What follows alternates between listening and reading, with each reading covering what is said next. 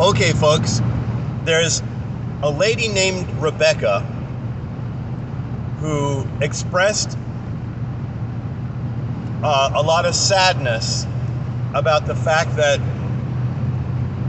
the women that she knows know that they need a good communion group, but the men are not interested or they don't know how to start.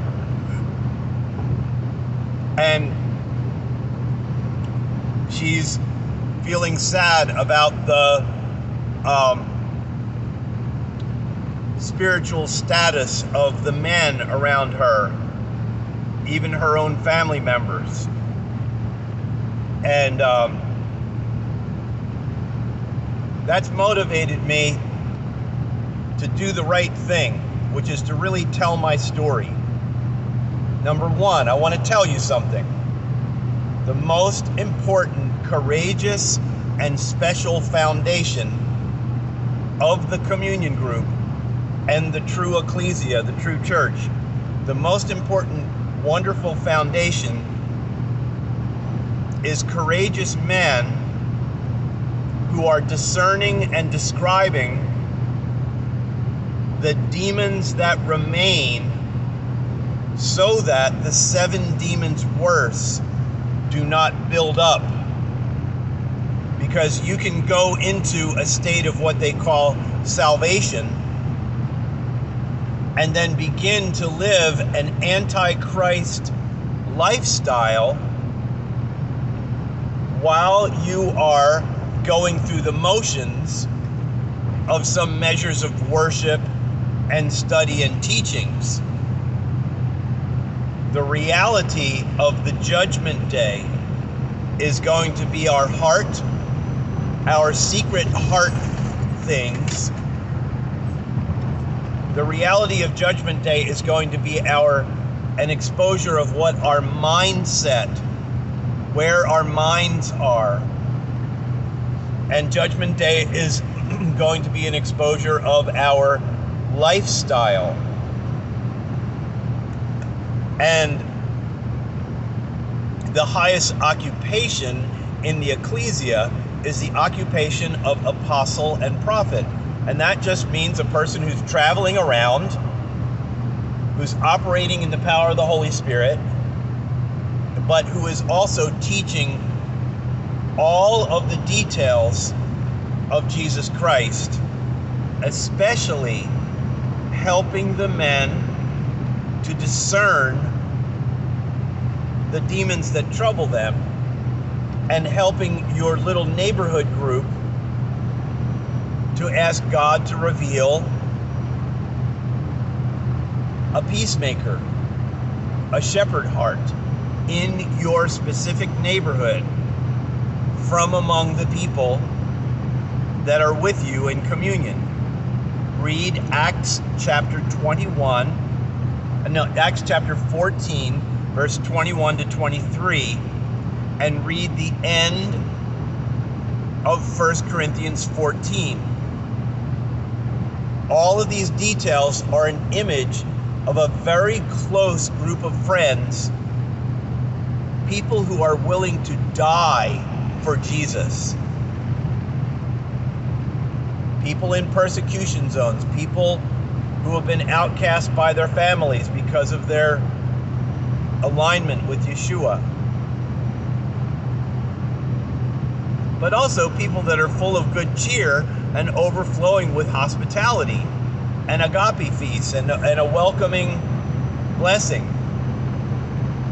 welcoming people to their homes. So I tell you my story and my demons. Okay, I was adopted by a daddy, and he formed a family around me. I was an unplanned, unwanted crisis pregnancy, and a guy came along and said to the lady, "Let's start a family," which is so beautiful indeed. But because people in Christianity have lost one of the key elements of Judaism, which is talking cheerfully about the love and desire and arousal that's an ordinary part of life. In the Bible, it says in the Song of Solomon, the place where you got two people who are so hungry for each other. Oh my gosh, they want each other so badly. And in that passage it says, please do not awaken the arousal, the love, the passionate fleshly hunger. Do not awaken that desire love until it is time. So nobody ever talked to me about that stuff. And because people in the Church of Constantine, you people are all surrounded, we've all been raised up in the Constantinian assembly hall, big box church meeting. That was not the church meetings. That is not the true church meeting. For the first 300 years, it was only in homes, groups of people who are totally well-versed on all the ways that human beings are crazy and insane, and they're full of good cheer, and they don't have any problem about talking about the ordinary things of life. Either you're walking single like Jesus and keeping your body quiet as best you can, or you have a marriage bed and you're dealing with the problems of having a marriage. In 1 Corinthians 7:28 it says, if you marry, you will have many troubles. There is a promise of troubles. And in 1 Corinthians 14:21 it says, if you want to be part of the kingdom and a friend of God, you will have many horrible attacks and troubles. You'll be attacked from the inside, and you yourself will go a little crazy. You'll be attacked on the outside from your closest friends and family. Unexpected things are going to rise up and they're going to hit you. So number one, I was raised by wonderful parents who were under a spirit of timidity and cowardliness and a lack of courage. My father was very fearful. He was timid. They were so timid that they were afraid of telling me the wonderful story that they started a family around me. Now then, they had another baby together, and that's my sister. And because there was this timidity over the family, my sister had lots of fears, and she also had a lot of tantrums and anger. And when I was 40-some years old, God told me, I anointed you in youth, but you had no spirit training. And just like Jeremiah, it says he was filled with the Holy Spirit from his mother's womb. Even my concert choir teacher, she always pointed at me and she said there was something very different, something very special about you. And so when my little sister was growing up, I had the ability to sit close to her and nurture her out of terrors and fears, and nurture her out of tantrums. And I mean, she would slam her door and not let anybody in. And my parents would be amazed that I could just sit close to her and help her walk out of that bad spirit presence. So I was anointed with the ability to discern things and to help people make behavioral modifications so that they can have more peace. Sometimes you have to leave your job or leave your atmosphere or start a new friendship structure or new habits. And today, I tell you the truth, I want to begin the habit of actually doing a public 5 times a day prayer with the communion at the time of the evening prayer. Just to be a personal daddy example. So number one, I know, I can feel that I have a demonic presence around me that prevents me from speaking up. It's like a avoid talking spirit, avoid the issue spirit. When the Holy Spirit is telling me clear as a bell how to help you personally and give you a few comments and descriptions of how things can change and get better, I don't say a darn thing. I just hold it inside for maybe later, maybe later.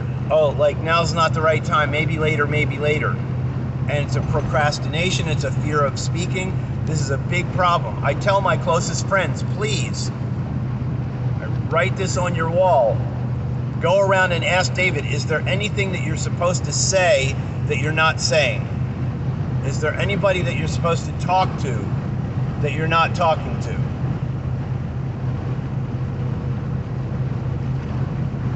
Is there anything that you're supposed to do for God that you're avoiding doing? I'm serious, I need help with that. And one of the primary things is completing books that are all written inside of me. I've written chapters and chapters and chapters, but they're not assembled into one piece and they haven't been presented to the world. Trouble. So number one, of putting off talking and avoiding going into the issue. There's a spirit that troubles me in that area. And then also, late in life, I discover, when I'm 25 years old, my mother tells me that she had been with 120 different guys before she got pregnant with me at 22 years old, because she was a beautiful beach girl who looked kind of like Elizabeth Taylor in 1954. And a lot of guys were chasing after her, and she actually learned how to share pleasure through a measure of incest. And so she didn't say no. She was a happy pleasure giver. And when she was at Duke College of Nursing, she had some major relationship tragedies. She was very, very sad and distraught. And she was with 3 different men in a short period of time in the midst of comfort relationships. And she got pregnant with me. And she didn't know who the daddy was. Then she was trying to commit suicide. So when I was awakened in the womb, I was surrounded by emotions of great fear, hand-wringing, terrified fear. And it's very, very interesting because people don't realize how much of a panic, sadness, terrified feeling that I actually experience on the inside. People can't see that. So there's a putting off talking and there's a fear spirit, and that's kind of a combination. But then also, many, many years later, I finally met my birth father through a series of miracles when I was 40 years old. And I discovered he was married 5 times. And he was a very cheerful singer and a compassionate person. But when he had been in the Merchant Marines, his conscience was seared because wherever they would go, he would have sexual relationships with women. And he just felt that that was just an ordinary, peaceful, cheerful part of life. And the place where you have a conviction about one person and a marriage, that was broken in him. His conscience was seared. There was a broken place in him. And he felt that he could just share pleasure with anybody. So my mother had a cheerful promiscuity spirit. My father had a cheerful promiscuity spirit. And the churches around me when I was a child growing up, they had nothing, they had no conversation about discernment of spirits. And I'm telling you, at about 5, 6, 7 years old, I got caught in the fun and kind and friendly practice of pleasure sharing, secret pleasure sharing. And that literally stuck on me and was over me for the better part of 30 years. Even when I was a married man.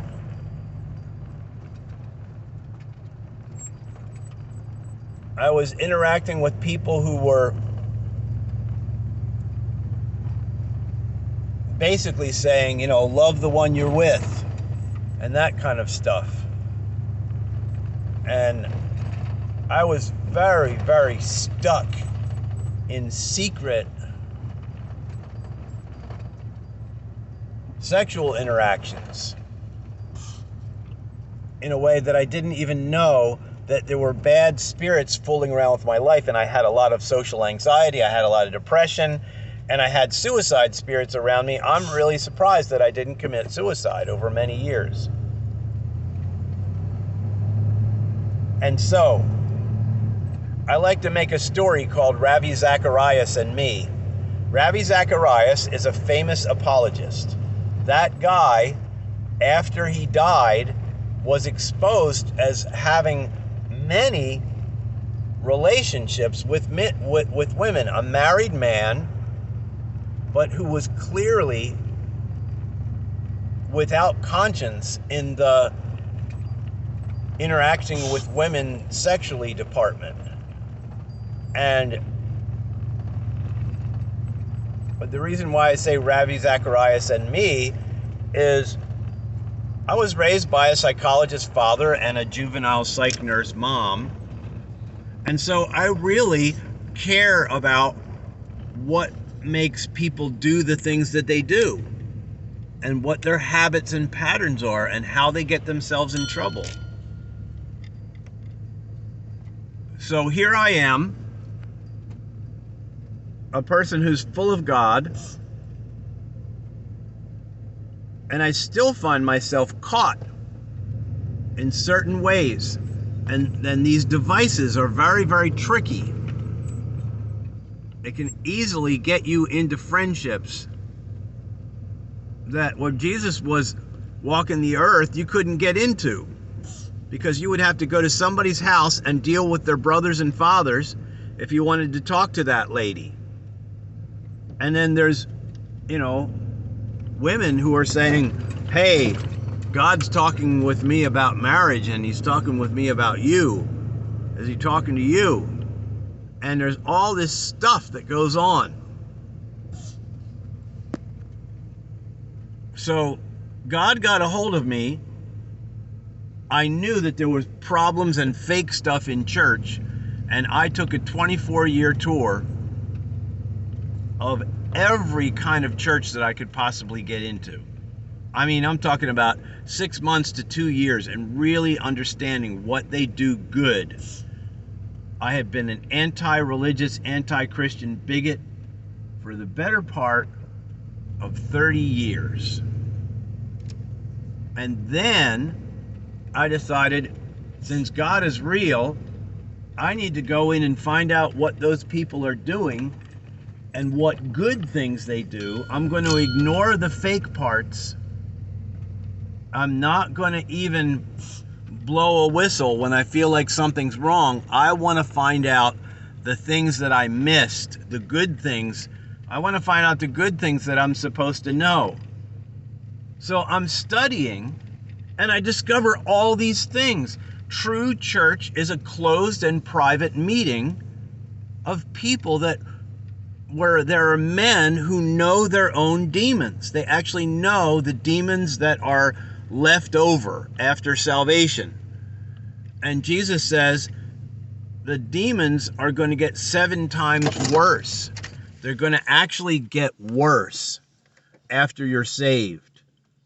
And they're going to be demons of religious and spiritual falsehood and antichrist behavior, leaving out things that Jesus told us that are essential. When you read the Didache, when you read Justin Martyr's First Apology, look those up on audio and listen to them repetitively. The Didache audio, the teaching of the 12 apostles audio. That's what the word Didache means. It means the teaching of the apostles to the Gentiles. And Justin Martyr's First Apology. Those are the 2 most important writings outside of the canonized New Testament. And they're amazing. Sisters, have your men listen to these recordings. They're really neat. They're interesting. And in the Didache it says, when you come together, admit your faults and don't even begin praying if there's anyone in the room who has a troubled conscience. There's all kinds of stuff. But then also I discover that there's the ministry of widows and virgins. Do you know that Jesus set up a ministry for single people? And the single people were the favorite aunties and uncles. They were the most